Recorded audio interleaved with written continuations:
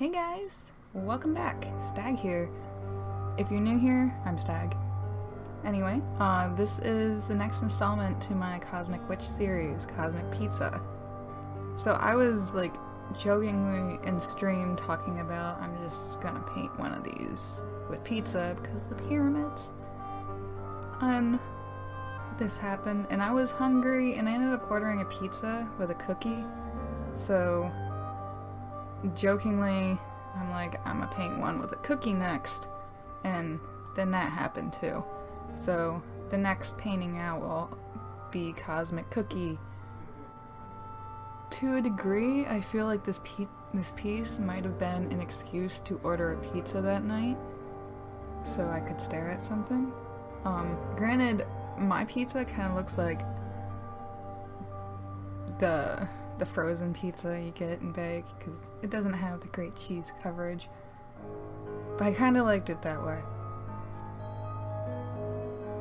But overall, I am entirely happy with the way the pizza turned out, because I just don't paint food items, period. So I got to have pizza and I got to paint pizza, so it was a great night. It took me almost the entire stream to paint the slice of pizza. I kind of feel like this one is like my favorite from the series, at least so far, because I'm sure I'll come back to them. We'll probably see once I start delving more into the alien coloring book, which I have been working on, and this was the first one of the paintings that I went through and converted into a coloring page, and it looks awesome. I have been really super busy working on the Oracle deck as well, trying to get more of them out so I can launch the Kickstarter. But I decided I wanted to paint at least 5 of them before I started the Kickstarter, so I'd have painting rewards as well, because I thought that would be pretty cool. Depending on how things go, I might end up painting more, and maybe some point in the future I can release a colored, full color deck as well. But so far the plans is to do a black and white deck, white ink printed on like a natural-esque black cardstock, to be like screen printed. So it's gonna be a lot of work to do it by hand, but I think like the outcome will be utterly amazing. It'll have kind of that vintagey feel, but new.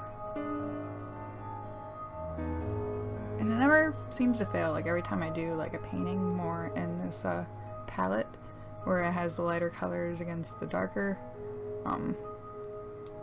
normally like a lighter sky or something, it tends to photograph so much better. Like if I do like a whole dark piece, like it just sucks. Like I need to figure out lighting. I am not a photographer. I have no idea what I'm doing. Like I'm just flinging a camera back and forth. I might add that I'm also terrible at words and sometimes numbers. I make colors, not words or numbers. I feel like overall I've gotten better at like talking to an audience on stream and on YouTube, but I know I'm just still terrible at it. Like my last video, I was really tired. Like I don't even know why I did the voiceover at like, I think it was like 9 in the morning. I had not slept at all the previous night, and I'm like, I'm gonna stay up and I'm gonna do a YouTube video and do my taxes. So I feel like I was probably more boring than normal. I don't know. I always hear I'm chill, but it sounds like a really polite word for boring. I'm also normally very tired all the time though. Like I work non-stop. I rarely ever take a day off. Like I was trying to take a week, like a day a week off for a while, and that lasted like 2 weeks. I ended up playing the Skyrim remaster, which was fun. Like I'd like to maybe get into streaming video games on occasion as something fun to hang out with my stream people, but it just seems weird streaming video games. Like, art is my passion, but it's also my job. So it makes sense to kind of stream that. Like, video games, it is strictly a hobby, and it would feel weird mixing it, like intermingling with things. Like, a lot of people don't realize, like, all the things. Like, if you want to be an artist, that is what you want to do for a living. Like, there's so much more work than just sitting around painting or drawing all day. Like, it's a big part of it, yes, but it feels like it's such a small portion. Like, you have to market yourself, which I am terrible at. Like, I am, like, the worst. Like, I try, but I can't sell myself. You have to stay in contact. You gotta answer a lot of questions, and sometimes people that want to be artists too. And you get, like, so many questions sometimes you just can't answer it all, and especially not right away anyway.